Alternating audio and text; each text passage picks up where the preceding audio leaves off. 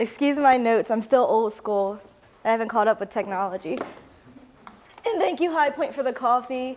Excuse me if I yawn, I just came back from the creepiest camping trip I've ever been on. And it was a bear alert, so I didn't sleep, which was really fun. Okay, so hey, quick rundown. I'm Dom Streater. I was born and raised in West Philadelphia.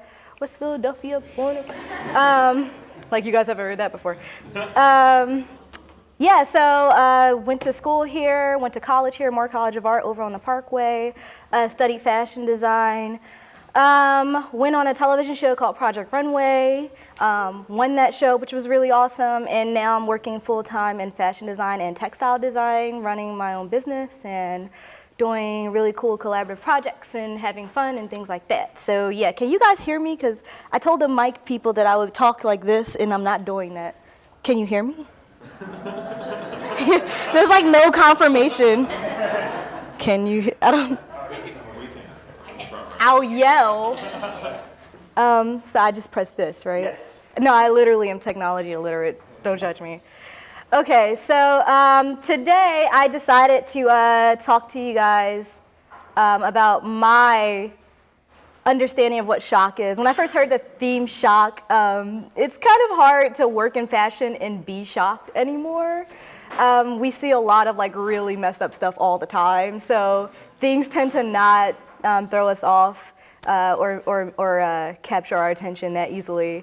And so I started to think about the things that do kind of shock me still in this industry, and one of the things that I find really interesting in fashion is the theme of avant-garde. It's a really interesting area and niche in fashion design that kind of has had this like resurgence recently, and yeah, I thought it'd be interesting to talk to you guys about. Hey, ooh, is it working now? Yes. So my voice just got ominous. So I'm gonna talk to you guys about the theme of shock. So yeah. This is a topic that has become popular again recently and kind of has had a resurgence and has been reinvented by industry daredevils. I don't know if you guys have heard of like someone like Rick Owens, who's kind of regenerating this interest in this like really quirky take on fashion and artistic view on fashion. And you know, also like by the eternal fashion student we all know and love, like Kanye West. Sorry, I'm kind of slow. So in short, I'm sure you guys want to know what exactly is avant-garde. And in short, it's the new, unusual, and experimental. It basically means there's no way to really pinpoint what it is. It's just the things that are very strange that you've never seen before, that just change your view on the world. So for example, like Donald Trump's hair, or Lenny Kravitz's pants, or a really good example, Lady Gaga's meat dress. And to really, truly understand, that's not supposed to happen. Did I just mess that up? No. Maybe. See if I sound to it. Oh, okay. Just let it play. So I want to talk to them first. Sorry, I don't know what happened here. All right. Okay. Okay, I'll have to turn that back up, I guess. Okay, so to truly give you guys an understanding of what avant-garde is, I want to give you guys a quick like run through of what fashion is, because I know a lot of you probably don't know fashion history. So I'm going to give you guys a really quick crash course on the past 2,000 years of fashion. And it's going to hopefully go really fast, and you won't have to, ooh, I'm messing up the technology. Okay. Let's see if this works. Oh.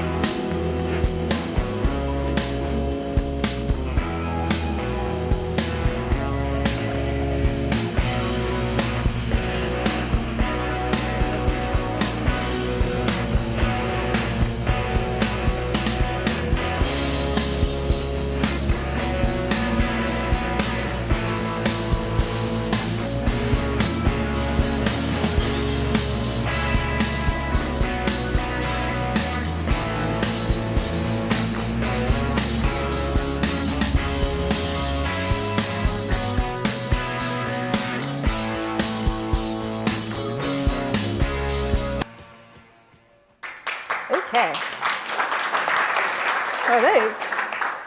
That was a lot of work. Thank you. So now that you're all certified fashion geniuses, you kind of have a basic idea of the accomplishments we've achieved over the past 2,000 years of trying to get cloth on genitals, basically. You kind of know how this like well-oiled machine of fashion came to be, which, by the way, is worth $122 billion. That's just the top 10 luxury brands alone. So like your Louis Vuittons, your Pradas, your Gucci, 122. So yeah, it's a lot of money. It's like, exactly, Beyonce swimming in a pool of money. And in terms of everyday, like ready to wear, it's not too bad, that amount of money that we're making, just saying. So a number that big, like 122 billion, has got to raise some questions, right? How are we turning fabric into dresses and making this kind of money? What is going on that in this industry that we're able to translate that into those kinds of dollars? So I will tell you. It all starts with trend forecasting. The basic cycle of fashion begins this way. Brands pay a trend forecasting agency, which is basically a group of people who sit in a room and say, yeah, you know that idea you had about zebra pants, you can go ahead and move forward with that. And they pay $10,000 to $100,000 a season for this kind of stuff. So it's a big, big industry. It's pretty huge. It starts with this trend forecasting. As you can see, they tell you, I'm sure a lot of you guys designers know what this is about. They'll tell you like the colors that are, rouge is big this season, or like people will like make pillows or whatever. And they move forward with sketches, and this either happens by hand, which is what I do because I'm technologically illiterate, or it'll happen on CAD, which for the civilians out there is computer assistant design software. So they'll sketch out these like little flats of outlines of clothing, and they'll send this over to China. They'll send these like little flats over to China, and the factories overseas will make, not China, but anywhere overseas will make little samples of these garments. And this happens like 80,000 times for one piece of, you would be astounded at how many times you have to send things back to China to get it, which is why I make stuff here. It's like a whole different thing. It's a whole different topic for a different day. But the design houses go back and forth with the factories until they get the design right. And then once it's okay, it goes into mass production. And then it's shipped back here where we sell it. We'll sell it in places like the original selling point for like larger, nicer brands like Barney's New York, or if it's a really, moving the stand. If it's a really specific brand like Nike or wherever, it'll sell in that brand's flagship store. Once the season passes and the consumers don't bite, so to speak, they send it to places like Marshall's or second sellers, where it's kind of like a cast off. I feel really sad for the clothing in Marshall's. It's like, oh, no one wanted you. Like, so they like send it there. It's like the orphanage of clothing, basically. It really is. It's like the saddest thing ever. Like, I can't go to Marshall's without like feeling really bad. So yeah, they'll send it. I mean, but it's such a discount. But they'll send it to Marshall's, and then. Or it'll have the option of being really popular and getting knocked off and being sold on Canal Street in the back alleys, and we all know how that goes. So, trend forecasters, right? Who are they? Where do these people come from? Why do we listen to them anyway? Well, sorry, I'm slow on my thingies. So, this huge industry is dependent on these really small group of people who kind of have a say on it all, but they don't come up with these ideas by themselves. Trend forecasters don't like put suggestions in a hat and pull them out and say, hey, you should make this. It comes from inspiration. So what is this inspiration? And that leads us back to the theme of avant-garde. And to really, it's the catalyst of fashion. A lot of people don't know that, but avant-garde and haute couture, which is very similar, but they're somewhat different in that haute couture is a little bit more secretive and specialized, and it has to be based in Paris, and it has all these regulations. Avant-garde is very different. It's more art-based, and it's kind of just like a fashion free-for-all for whoever wants to be an artist. So this clip will probably explain the cycle that I just told you a little bit better than I can. It's a clip from the infamous movie The Devil Wears Prada, and yeah, okay. I love that clip. I think it's the quickest way to explain that part of the industry that everyone can understand. So, you know, it's once you're made aware of this like niche, you start asking questions like, what does avant-garde look like? How do these ideas begin that they trickle down into fashion? Where do they come from? How do these people get these ideas? Who are the people that are making these things? Where did they come from? Well, it's, you know, the first and foremost thing to remember about avant-garde, sorry, I keep trying to talk like this. The number one thing to remember about avant-garde is that it is art. They want you to look at this as art. It is, of course, a part of the fashion world, but the reason why some of these pieces look the way they do is because there are messages behind them. They want to compel you to think.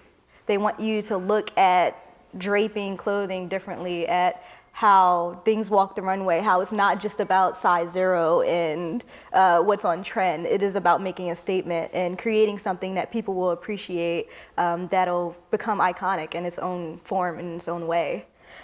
These designers, they come from all over. Avant-gardists today are from every continent on the planet. And it's really just an art form. This stuff takes months and months of work. Where, unlike I told you before, the traditional fashion cycle, all of that happens in a course of 4 to 6 months. This takes like a year. Like, this work is way far in advance. It's all mostly hand sewn. It's very meticulous. These people dedicate huge, huge portions of their lives to this. It is serious stuff. So I wanted to tell you guys about my first interaction when I really became shocked with this idea of avant-garde. And for me, it was when I discovered my late night Tumblr browsing in college. I discovered this fashion designer, English fashion designer by the name Gareth Pugh. And I was born and raised in West Philadelphia. My idea of fashion coming up was like my plaid skirt from Catholic school, and some jeans. This conceptually did not exist for me. So in short, this was like the weirdest shit I've ever seen. Like, it was so bizarre. And I hadn't learned about it in school yet, so I didn't know what this was. I was like, is this a Halloween costume? Like, what is this? Is this like someone's weird sculptural, like, senior project? Like, what is going on? So I really became intrigued with like these strange ideas of like, kind of humor and quirkiness, and like I was immediately hooked. After I saw this, I need more. I became an avant-garde monster and like hoarding images on Pinterest and being really, yeah. So I embarked on further research, and I really discovered a lot more. I discovered the things I didn't know about avant-garde that I kind of already knew, if that makes any sense. So for example, Elsa Schiaparelli, probably one of the most famous fashion designers from her time, one of the first avant-gardists. As you can see, she's wearing a shoe on her head. She liked to do things a little off-kilter. She's really famous for a collaboration with Salvador Dali, the lobster dress, and I'm sure you guys have seen the lobster phone and everything else that came out of that collaboration. So yeah, it really kind of started there, and then it moves down throughout, you know, the past 40 years, 50 years, into different designers like Thierry Mugler, who's really famous for creating the crazy bra that Madonna wears in her concert, which is insane looking still to this day. I mean, you can still look at that and be shocked and be like, what is going on with her boobs? Other artists like on that far right is Iris Van Herpen, who is actually, I highly recommend you guys check her out. She's one of the few that I've been following in the past few years, and I think she does really amazing work. She once suctioned models into plastic in the middle of her runway, so she had like models in a plastic bag suctioned like this with a breathing tube in the middle of her runway. Like, it was, and she makes like crazy dresses out of silicone, and again, really taking experimental take on avant-garde and trying to like do really cool different things. Other artists, Victor and Rolf, very famous now for their obsession with tulle and that one collection that sparked a huge obsession in the fashion industry, and now everyone wore tulle skirts, and there was tulle skirts in Sex and the City, and then people became obsessed and they thought they were ballerinas, and now we can't put ballet stuff down because of them. Vivienne Westwood, I'm sure many of you guys have heard of, who does crazy kind of like punk-inspired avant-gardist type work, who sends it down the runway in a category of her own. And most famously, to this day, probably Alexander McQueen. God rest his soul. Gotta say it. He's considered like one of the most influential avant-garde designers in fashion. We haven't had one like him before, and we haven't had one since. And his work is meticulously beautiful. He did a dress out of like 80,000 razor clam shells one time, or like his first collection. I mean, he was avant-garde from the beginning. His first collection, he sewed like locks of his own hair into the linings of the clothing that he made. So whoever has that piece is like, whoa. But yeah, so like really, really cool pieces. And you know, these people, they're not weird, they're not crazy, they're just artists, and they're really they're daring to abandon this traditional idea of what fashion is and create something that stands alone, apart from fashion. I think that's what really is interesting about avant-garde, is that there's this huge push to make it very separate from mainstream, and ironically, it is what influences the mainstream and creates all these trends and creates this trickle-down effect. So I want to show you guys a few examples of how this trickle-down effect actually works. So this is that lobster dress that I was telling you guys earlier, the Elsa Schiaparelli lobster dress. She just screen printed a giant lobster on the front of a dress. No one had done it before, and instantly it was like, oh, she's a genius. And then after that happened, you know, it showed up on random different things, like this shirt from the 60s. And moving forward, some dress from, I'm assuming, like a Lilly Pulitzer type brand, something very cute and quirky. Or, you know, something not as cute. It's still quirky though. And then finally, you can even see it in recent, so this is a dress, actually, and I thought immediately of the Elsa Schiaparelli dress. This was actually from an episode we filmed on Project Runway where Heidi Klum was wearing like lobsters on a dress, and I was like, oh, that's ironic, that's really funny.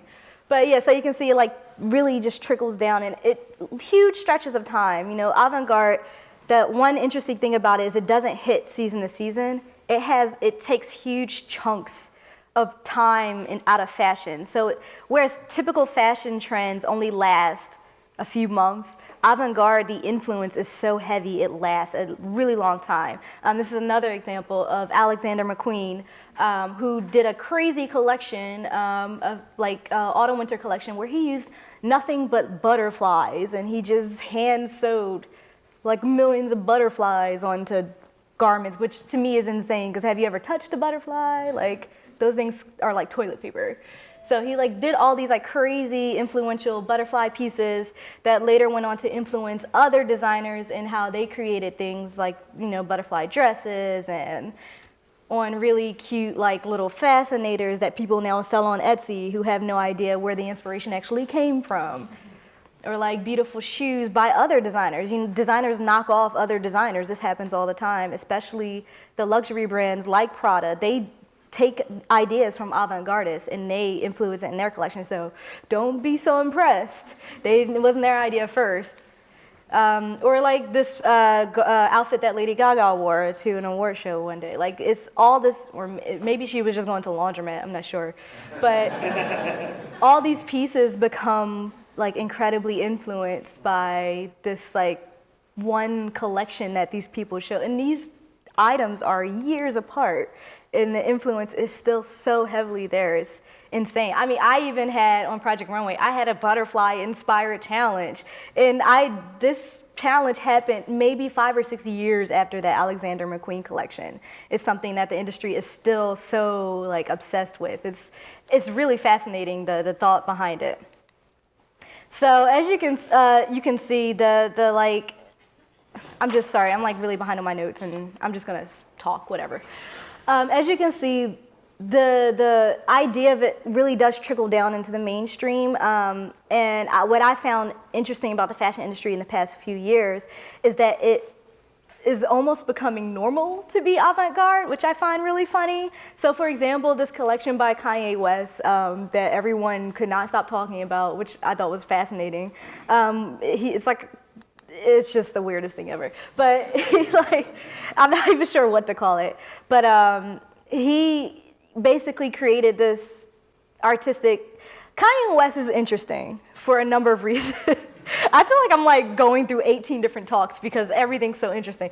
But Kanye West is an interesting person because he may get written off really easily as like an insane person, but he is very much a creative and artistic soul, and you can kind of see, and I think that he's a future avant-gardist in the making. He just doesn't know it yet. I think he tries to make stuff too mainstream so people don't think he's crazy, but I think he is secretly crazy. I think this is him tamed and it could be crazier. But it's interesting like how everyone's obsessed with this now. And had someone else done this, it would have been like, whatever. But like this idea of having these crazy artistic people do these kind of off-kilter things is something that the mainstream is starting to become like fairly obsessed with. Another example is really famous fashion designer Martin Margiela. This guy is so quirky and off-kilter that no one knows what he looks like. Like he never gets photographed. He doesn't do, he's a really I think there's like one photo of him in history. Like no one knows what he looks like. He's still alive. Like into 2015, can you imagine not being photographed ever in this day and age? Like that's insane. So he really famous fashion designer. This guy creates some crazy stuff, but the mainstream started to embrace this aesthetic and idea of avant-garde so much that he scored a collaboration with H&M, which I'm sure many of you know is probably the most mainstream department type fast fashion store there is. Like I really can't think, even Zara's a little bit more higher up than H&M. H&M is probably the most fast fashion mainstream store you can go into today. And the weirdest designer is collaborating with them. So, it's really interesting to see how mainstream is embracing this idea. And it's, the fact that it's now being embraced is starting to raise questions, not just in the industry, but with the general public, with people starting to see all these like really weird images come up, the press, they're asking like, is it stupid? What is this? Like, does it matter? Like, what is this thing that you guys are doing? Is fashion becoming this strange thing that we'll never understand? And I feel like I'll tell you later what I feel like. Anyway, another example of why these questions are coming up is a really recent collection done by Rick Owens this past September. Yeah, I see some of your faces are like, what the hell is that? So Rick Owens, who is definitely by heart an avant-gardist, does really beautiful leather work, but he just is crazy. I don't know if you guys have heard of him before. Last season, he sent males down the runway with their penises exposed, like they had pants with no middle. So, yeah. But his recent collection, he made models wear models. So it's like one of those moments in fashion where it's like, oh my God, like he made models wear models. He's a genius. But like it's like one of those things that is so insanely insane and is so fashion-y at the same time. Like only the fashion industry can get away with this. But it's interesting because, and I want to read you his quote. Because when I first saw this, and I embrace avant-garde, but I thought this was some weird shit. I fully embrace avant-garde, but when I saw this, I was just totally taken back, and I didn't I didn't believe it at first. I thought it was a prank because, now we get news via social media. So the first photo of it popped up in my Instagram, and I was like, what? Like, I was like, that's not real. And then, like, it kept happening, and then the video, and I was like, whoa, that happened, what the hell? So, he got a lot of criticism for this because people just thought it was crazy. I mean, Cosmo, they're not a huge respectable magazine. But he said, the headline for Cosmo said, "Model 69 on runway at Rick Owens show." You know, like, so it raised a lot of questions on his sanity and what kind of message he was trying to send. But when I heard his actual quote and answer for what this collection meant, I was actually really intrigued, and I thought the idea of it was really impressive. He said, and I quote, "I see that focused vision being more about nourishment, sisterhood, and motherhood and regeneration. Women raising women, women becoming women, and women supporting women." So when I heard the idea behind this, I thought, oh, you know what? I forgot that sometimes avant-garde does have this really cool message behind it that doesn't necessarily translate because we're so quick to judge, right? So I thought it was really cool. You know, it's something that a lot of people don't know about, and unfortunately, we still embrace it in some ways in the mainstream, but then moments like this happen, and people are like, what? But I'm kind of just, it made me do an inward look. Is that how you say that? Inward? It made me look inward. It made me do some self-reflection on how I feel about avant-garde. And I started to really think about how we in this industry are very critical about these ideas and how, you know, it's really quick to judge, and I even find myself doing this all the time. Like, it's really quick to write someone off as weird or write a particular style of art off as weird, especially in fashion, where things are supposed to look normal. But then I remember about how a lot of the basic things that we use today started off as really avant-garde ideas, like women wearing pants. There was a time when that was weird. I mean, if I had to wear a dress every day of my life right now, don't think so. Like, screw that. But, you know, like things, small things like that, which were once considered very unconventional, that are now the complete norm. And there's a million examples of that. But it's something that I had to remind myself to keep in mind when I'm looking at these really new and creative pieces that, you know, they're weird now, but, you know, what are they going to look like in the future? And I started thinking about what are the things now that we consider really avant-garde in fashion that people have a hard time embracing. Some of those things like 3D printing, which 10 years ago was like Back to the Future, and now you can buy one and have a printer in your house for like $2,000, which is like, still blows my mind because it's so weird. I can't understand how they work. Like, my brain is not processing how it's creating something from nothing. I just don't get it. I think it's like magic or like wizardry, but that's just me. Or this idea of disposable clothing. This is a new, really crazy idea that some designers are coming up with, where you buy a piece of clothing and you just throw it away and it biodegrades in the landfill, which I guess is appropriate because half the stuff we make anyway goes into a landfill. Or clothing printers at home, where you buy a similar printer to like a 3D printer and you download the technology for a t-shirt from Ralph Lauren and you press print on your printer and out prints this t-shirt from Ralph Lauren. And you didn't have to go to the store because we're all too lazy to do that. So I just think it's interesting, like, that these things are really considered weird. Like, some of you are like, what? They're a printer at home? Who would do that? But these things are avant-garde. And I think that because of collections like that Rick Owens collection and Margiela and Kanye West doing all these really weird things and all these crazy things happening, that we're going to really start to embrace this idea of things we don't understand. And I really feel like because sorry, I just moved the thing. Because our particular generation is very forward-thinking. I mean, look at what we're having a creative morning thing on a Friday. Like, who, what? Like, only would that happen in our generation because of that, and because of this idea of avant-garde and forward-thinking, that we're gonna start to see things like this be influenced by this idea of off-kilter thinking and embracing the weird and bringing it into the mainstream. So thanks. And that's Alexander McQueen. Rest in peace. Sorry, that was a really sad note to leave you off. Rest in peace.